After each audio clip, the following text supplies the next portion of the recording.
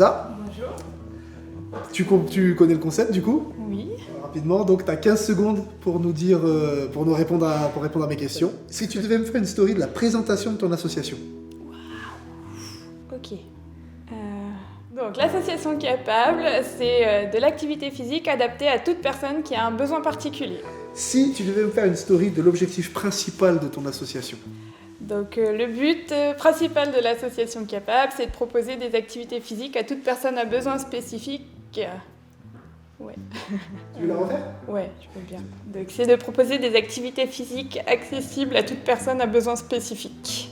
Si tu devais me faire une story du type de membres qui participent à ton association. Toute personne avec un besoin spécifique, donc ça va de la personne qui a un problème au dos à une personne qui pourrait être autiste.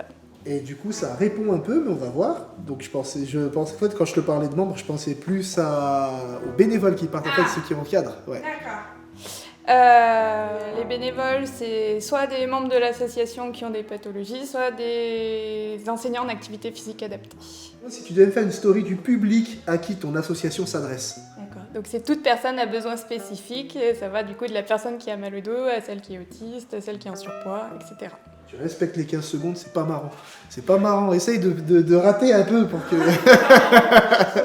Si tu devais me faire une story de ce qu'elle souhaite apporter à ce public. Meilleure estime de soi, une meilleure qualité de vie et voilà, la reprise d'une activité physique en toute confiance.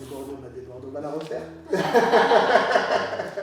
Une meilleure qualité de vie et surtout reprendre l'activité physique en toute confiance avec des professionnels formés. Si tu devais me faire une story du retour le plus positif que ton association a reçu. Eh ben, il y en a eu pas mal. Alors, grâce à vous, j'ai pu refaire des choses que je faisais plus avant. C'est le plus beau retour qu'on ait. C'est-à-dire voilà, avant je pouvais plus faire de vélo, maintenant je peux refaire du vélo parce que j'ai repris l'activité physique avec vous. de ce que l'association t'a apporté. Une autre vision du métier. Voilà, il faut que je réfléchisse parce que ça m'a apporté beaucoup de choses. Ouais, voilà, il faut que je réfléchisse. Donc l'association Capable m'a apporté de pouvoir travailler vraiment comme je vois mon métier. Tu es sûr que tu veux pas réessayer? Mais ça m'a apporté tellement de trucs que cet épisode... Non mais réessaye. 10 ans, et puis après à chaque fois que tu débordes, tu les as débordé. T'es prête? Vas-y. Ouais. Donc l'association Capable m'a apporté de pouvoir vraiment travailler comme j'en ai envie et auprès de publics vraiment divers.